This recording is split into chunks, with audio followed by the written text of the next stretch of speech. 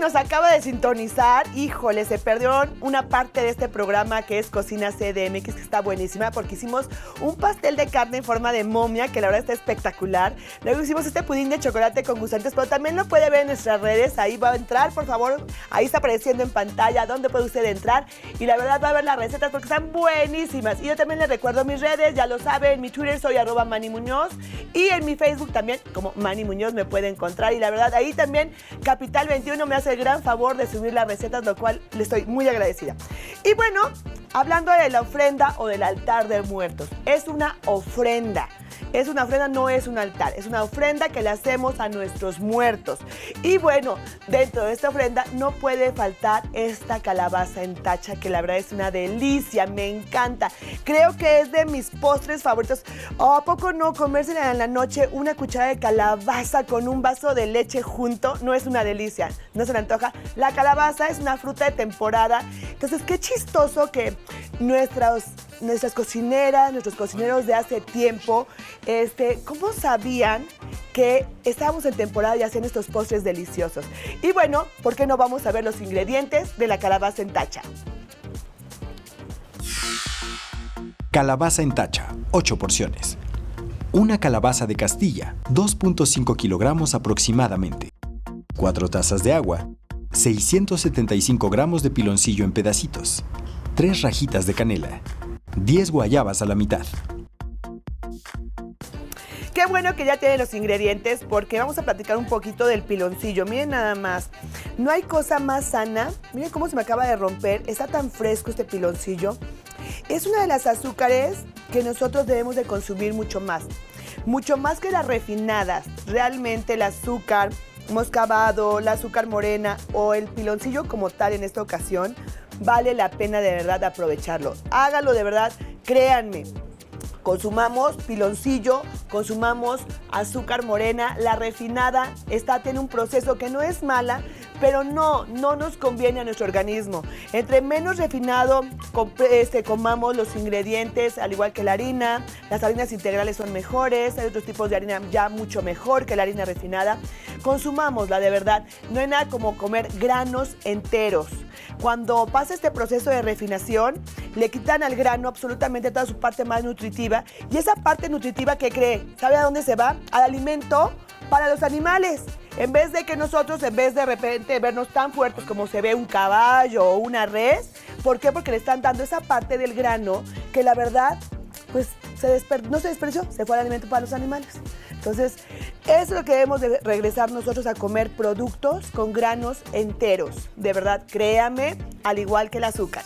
Y bueno, la calabaza, mire qué hermosos trozos de calabaza. Hasta el otoño se da igual en estos momentos con estos colores. Qué chistosa es la naturaleza, que en los otoños son colores como cálidos, como anaranjados, como olivos, como cafés. Entonces, ¿qué pasa? Pues la calabaza está del tono del otoño. Entonces, por eso, en este momento es tiempo y temporada de calabaza. Y bueno, vamos a poner la calabaza con la cáscara hacia abajo. Nuevamente, voy a ver si me cabe que no me cabe, uno más chiquitín. Aquí me cabe perfecto. ¿Qué viene ahora? Canela, la corteza de la canela. La canela es un aromatizante, es una corteza de un árbol que empezó y llegó de Ceilán. Por eso la dicen, es canela de Ceilán, así es. Entonces, busquemos una buena canela. Cuando la compre, por favor, huélala muy bien, a que huela a canela, ¿no? Ahora tenemos la guayaba. La guayaba a lo mejor se nos deshace un poquito, pero se nos va a aromatizar muy bien nuestra miel. Pongámosla en esos espacios que están ahí de repente. Y nuestro piloncillo, que el piloncillo la verdad es una delicia. Mire, hasta me lo voy a morder así tantito. Es una delicia. Ahora, en estos pequeños espacios que hay entre calabaza y calabaza, vamos a poner nuestros trozos de piloncillo. Y mientras que termino de poner esto, ¿por qué no vamos a ver a Leslie, que nos tiene un súper tip de nutrición? Ahorita regresamos.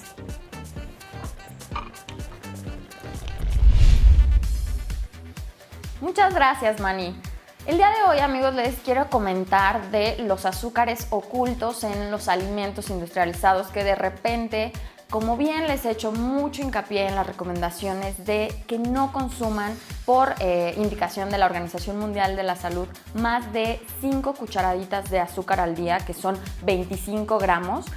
Pero ahora bien, ¿qué pasa cuando en realidad no utilizan nada de azúcar ni para el café, ni para el té, ni para aguas de sabor, pero sí los están consumiendo a través de los alimentos? Esto puede resultar súper complicado, pero no lo es tanto.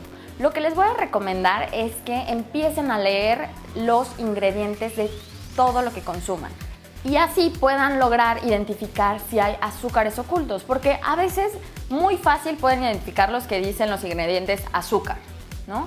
Sin embargo, en algunas ocasiones viene con algún otro nombre y hay que saberlos identificar.